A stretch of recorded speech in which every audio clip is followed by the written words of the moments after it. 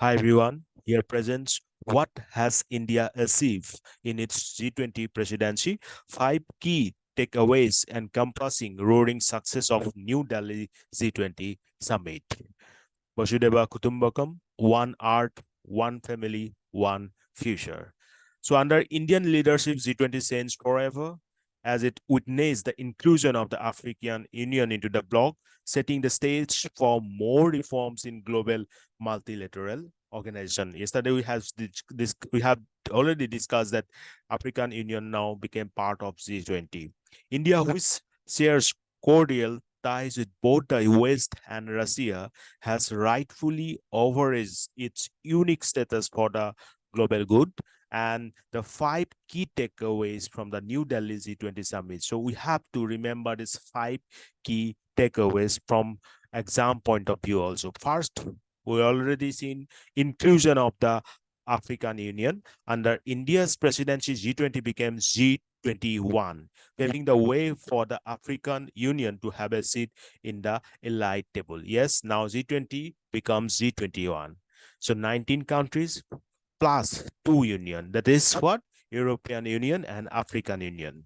Africa, being one-fifth of the global humanity, cannot remain underrepresented on the global stage. India has sent out the same message to the world leaders with no ambiguity. South African presidential spokesperson Vincent Magaunia on Saturday, that is September 9, said that it signals an important step to the reform that the 55 nation bloc has been seeking in global and multilateral institutions, including the United Nations Security Council. So this is one more impactful takeaway that happened in Delhi summit of G20, because now this 55 block support will be always with India, and India aspires for UNSC permanent membership, and we hope that this will help it to fulfill its aspire.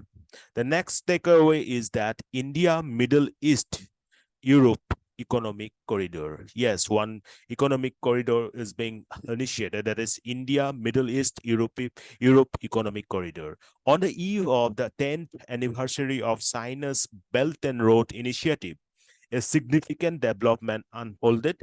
India, the US, the UAE, Saudi Arabia, France, Germany, Italy, and the European Union jointly signed a memorandum of understanding to establish the India, Middle East, Europe economic corridor. Remember, India, Middle East, and Europe. So connecting India to Middle East to Europe.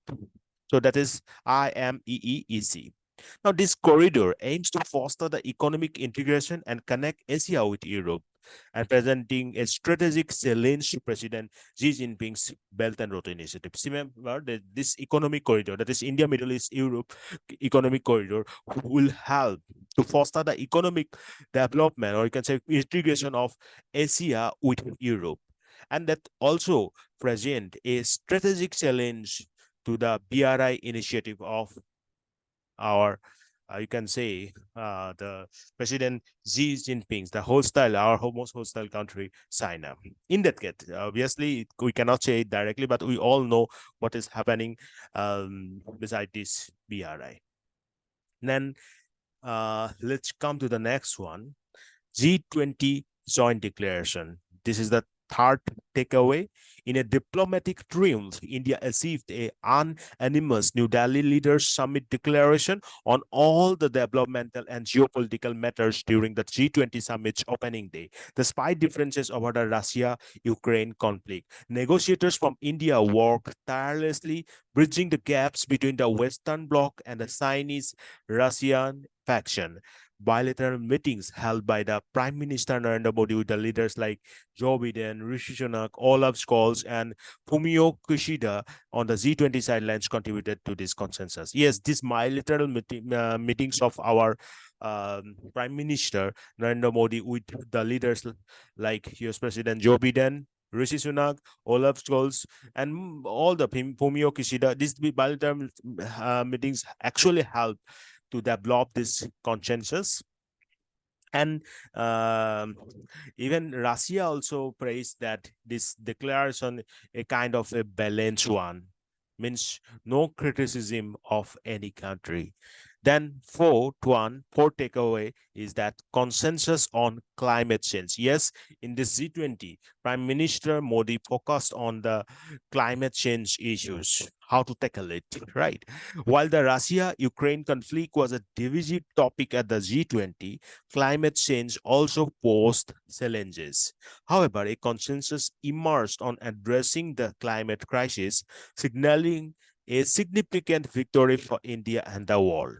But yes, contentious issues included in commitments to reduce fossil fuel use, increasing renewable energy targets, and lowering greenhouse gas emission that face objection from China and Saudi Arabia. Despite this, remember that these commitments are towards reducing the fossil fuel use and increasing the renewable energy targets. Next one is a very important one takeaway, that is the global biofuels Alliance. Prime Minister Narendra Modi announced the launch of Global Biofuels Alliance on a Saturday.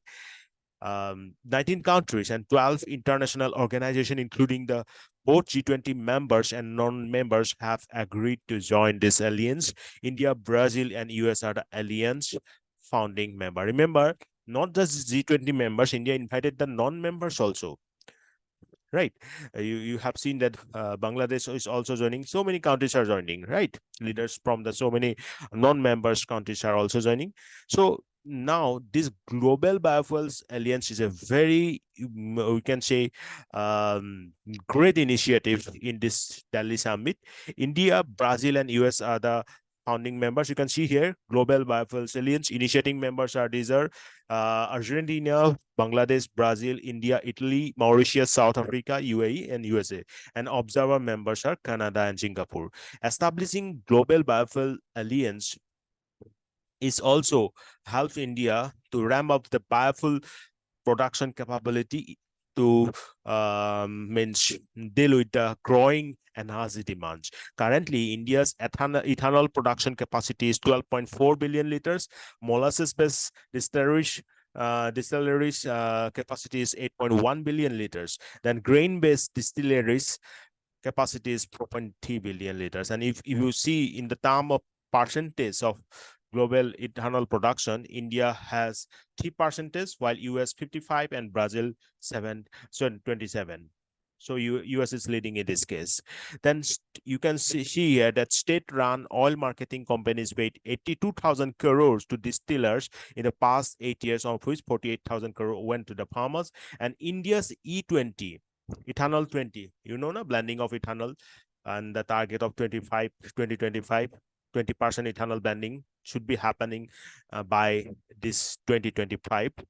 So this is available at 1,350 outlets nationwide coverage by 2025. That is the target.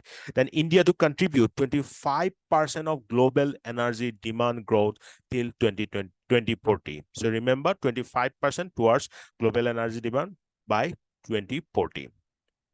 Then these are the 5 keywords takeaways, or you can say 5 achievements of this Delhi summit.